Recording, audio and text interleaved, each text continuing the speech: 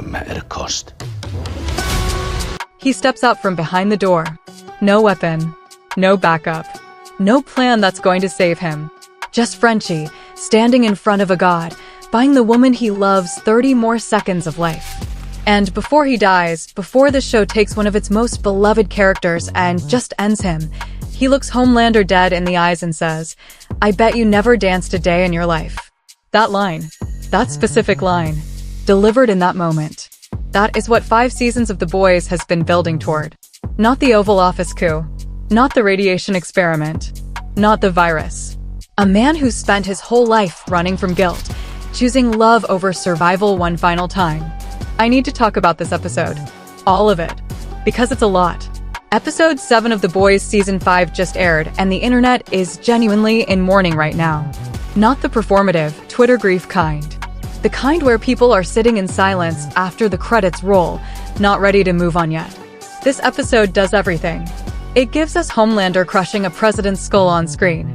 It gives us the single greatest dig at Taylor Sheridan's television empire you will ever see in your life. It gives us comic book Easter eggs that hardcore fans are still cataloging. It gives us the truth about Billy Butcher's darkest secret. And then it gives us Frenchie's last kiss with Kimiko while and Reburn's cover of Dream a Little Dream of Me plays over complete silence. There is a tremendous amount to unpack here. So let's start from the beginning and work our way through every layer of this episode, the satire, the symbolism, the sacrifice, and figure out what it all means for the finale. The episode opens with a Broadway number. I want you to sit with that for a second. A Broadway number. In The Boys. About Homelander being God. Davy Diggs, who you might know from Hamilton, from Snowpiercer, from being one of the most criminally underused performers in Hollywood, absolutely demolishes this sequence as Oh Father. He's delivering a full theatrical performance, complete with choir, flanked by angels who look like they belong in a Victoria's Secret runway show rather than a house of worship. And the song is calling Jesus a fraud. Not subtly, not by implication, directly. Homelander is the new god. Jesus was a placeholder. The old religion is obsolete. Here's what makes this scene so specifically effective and so specifically disturbing. Vought isn't even pretending this is a legitimate church anymore. The spectacle has completely replaced the substance. It's pure manufactured consent, a term political theorist Noam Chomsky coined to describe how modern power structures don't need to force compliance because they've learned to manufacture it. Give people a show. Give them something to believe in that you control, and they'll police themselves. Oh Father sings about a new world order restoring common sense. And the show is doing something clever with that phrase because New World Order is a term that has been circulating in conspiracy culture for decades, used to describe shadowy elites secretly controlling society. The show flips it. Vought is the New World Order. The conspiracy is real.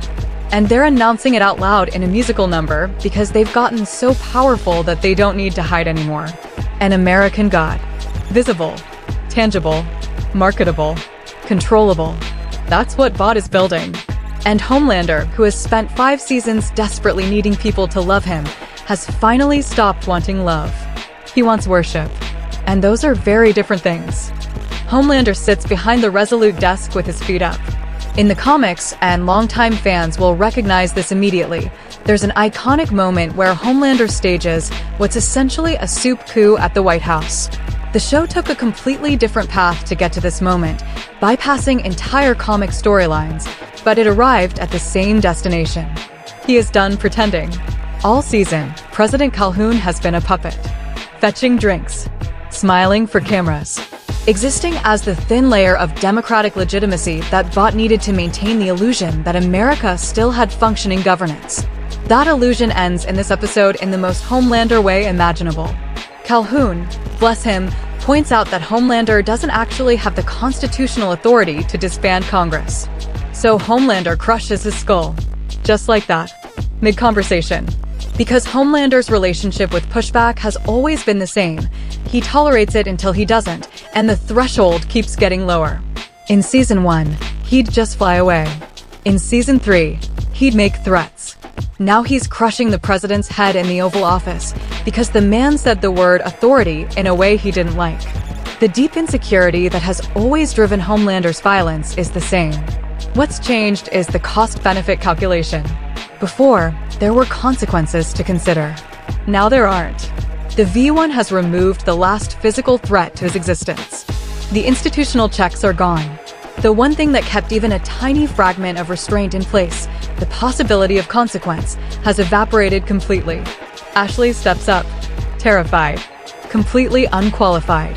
A poison chalice handed to someone who has spent the entire series failing upward and now finds herself at the absolute top with nowhere left to fall.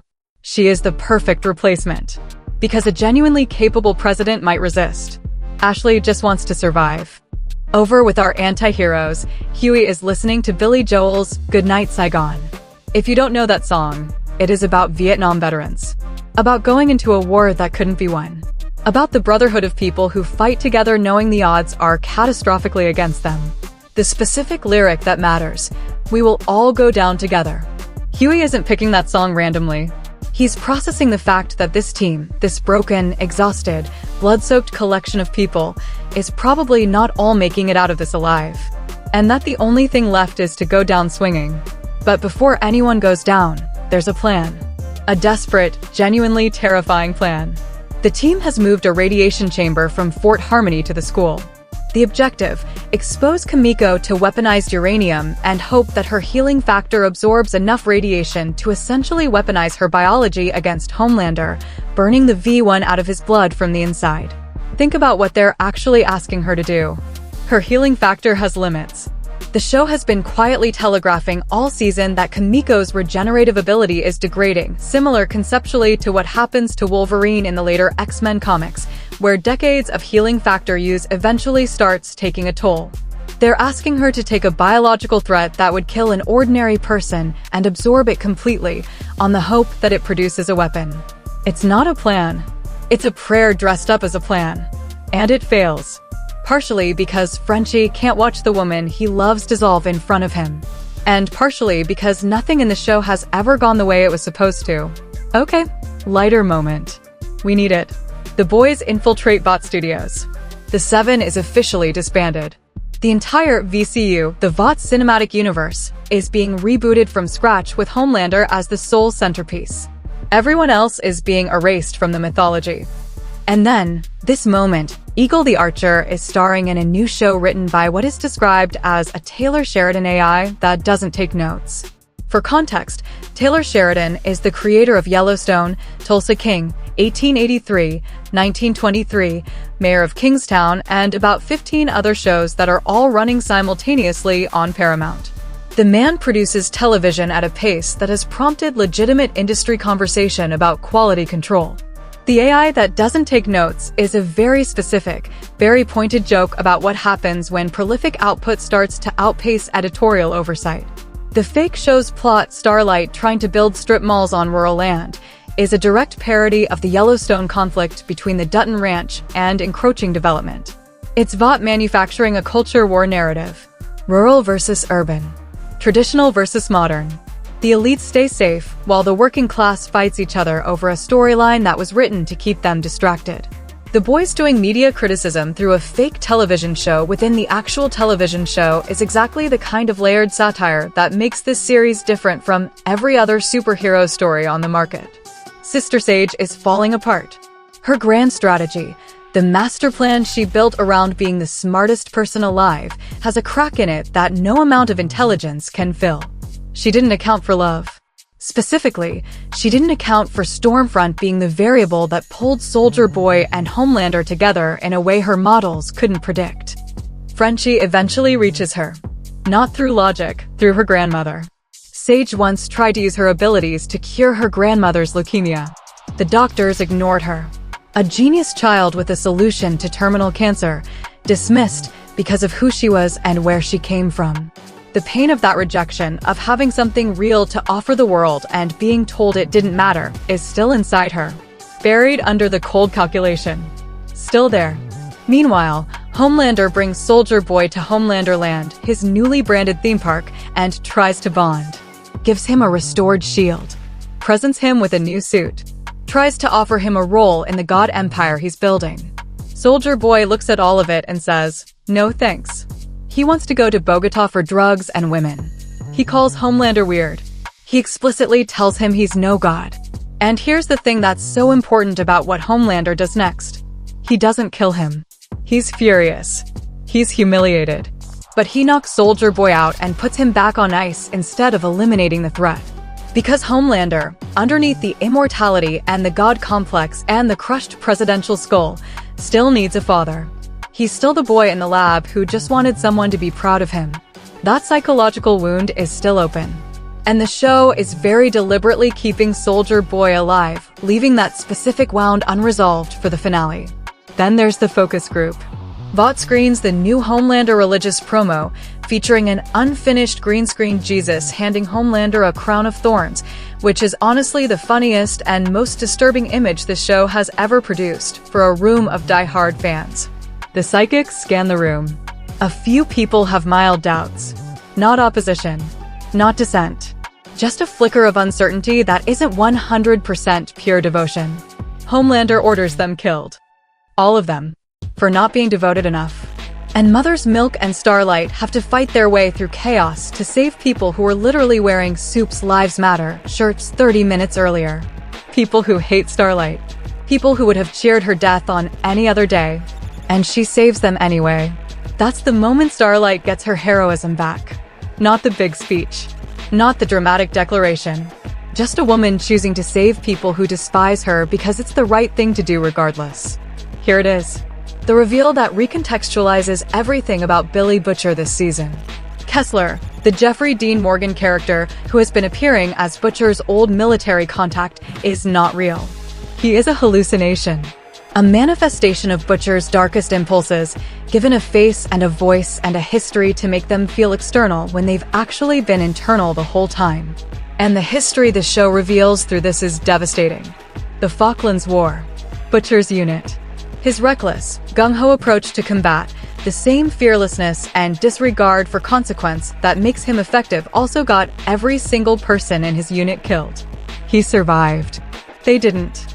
And he has been carrying that ever since. Kessler is the voice that says it doesn't matter. The voice that says the mission justifies the cost. The voice pushing Butcher toward the ultimate version of the plan, not just killing Homelander, but deploying the soup-killing virus globally. Wiping out every powered person on Earth, regardless of innocence, regardless of collateral damage. Frenchie, Kimiko, Marie, Jordan, every soup who has ever tried to do good. Butcher's dark passenger doesn't care. The factory is shut down by burning it to the ground with everyone inside. This is the line the show is pulling Butcher toward. And the finale is going to ask whether he crosses it. Quick run through the details the casual viewer probably missed. Mother's Milk's name origin. In the show, we learn he got the nickname from trying to nurse a wounded pigeon back to health, a small, nurturing act that perfectly encapsulates who he actually is under the rage and the trauma. In the comics, the origin is dramatically darker and genuinely disturbing. His mother was exposed to compound V and developed biological mutations that forced him to continue breastfeeding well into childhood just to survive. The show's version is not just less grotesque, it's actually better for his character. It makes the name about compassion instead of horror. The Dr. Peculiar poster on the wall at Vought Studios. In the comics, Dr. Peculiar, a clear Doctor Strange parody, runs an underground service catering to the most extreme and depraved fetishes of the soup community. Just a movie poster. Just a background detail. But if you know, you know. The VFX crew member wearing a hoodie for Not Without My Dolphin, the movie adaptation of the Deep's memoir. A callback to the film Not Without My Daughter. The Deep wrote a memoir. It was adapted into a movie. This has been a running background joke for 2 seasons, and it never stops being funny. And now, the ending. The radiation experiment on Kimiko is failing. Her healing factor is degrading faster than expected. Her skin is coming apart. And Frenchie, who has loved this woman across 5 seasons, through addiction and guilt and violence and a shared dream of Marseille and a family and a life that felt possible on the good days, cannot watch it anymore. He stops the machine. It's the wrong call tactically. It is absolutely the right call as a human being. And that tension between what the mission requires and what love demands is what The Boys has always been about at its core. Homelander arrives. Tipped off by the psychics. And Frenchie does the only thing left to do. He hides Kimiko and Sage inside a zinc ventilation duct, a callback to Season 1, because Homelander's X-ray vision cannot penetrate zinc, a detail the show planted 4 seasons ago and is now paying off, and walks out to meet the god. He uses the weaponized uranium, manages to make Homelander bleed, which at this point in the season is genuinely remarkable. But the V1 makes him too durable, too fast. The math doesn't work and Frenchie knows it. And so he says it. I bet you never danced a day in your life. Think about why that line hits so hard. Homelander has every form of power a human being could possess. He is physically invincible. He controls the most powerful nation on Earth. He has made himself a god. And Frenchie bleeding, dying, buying 30 more seconds, reduces all of it to this. You have everything and you don't know how to live. You have never once, in your entire existence, just danced. It is the perfect summary of everything the show has been saying about power without joy, strength without love. A man who accumulated everything and experienced nothing. We don't see the exact killing blow. The show is merciful in that way. What we see is Kimiko crawling out of the duct and finding him. And they have their final kiss as he bleeds out. And then the credits roll in silence. Until and Reburn's haunting, beautiful cover of Dream a Little Dream of Me comes in. It's a massive departure from the comics. In Garth Ennis's original story, it's actually Billy Butcher who kills Frenchie and Kimiko, blowing up their base in his final mad descent toward total super eradication. The show gives Frenchie something the comics never could. A hero's exit. A choice made for love. A death that means something. 5 seasons of guilt and running and darkness, and in the end, Frenchie chose to stand still. He chose her. He chose the moment. The Boys started as a show about the absurdity of corporate superheroes. It was gory and funny and sharp, and it used the genre to say things about power and capitalism and celebrity that no straightforward drama could get away with. But episode 7 of season 5 reveals what the show was actually about the whole time. It was about what we do with guilt. About whether the things we've done wrong can be balanced by the choices we make when it actually counts. Frenchie spent years convinced he was beyond redemption. That the damage he'd caused was permanent. That love was something he didn't deserve. And then he walked out of a door and proved all of it wrong. 1 episode left. Homelander is in the Oval Office. Butcher's dark passenger is pushing him toward global genocide. Soldier Boy is on ice with unfinished business. And Kimiko is alive, with nothing left to lose and everything left to fight for. Tell me what you think happens in the finale. Does Butcher release the virus? Does Soldier Boy wake up in time to matter? Does Kimiko get her revenge? And be honest, are you going to be okay after that ending? Because I'm not sure I am yet. And I watched it 3 hours ago.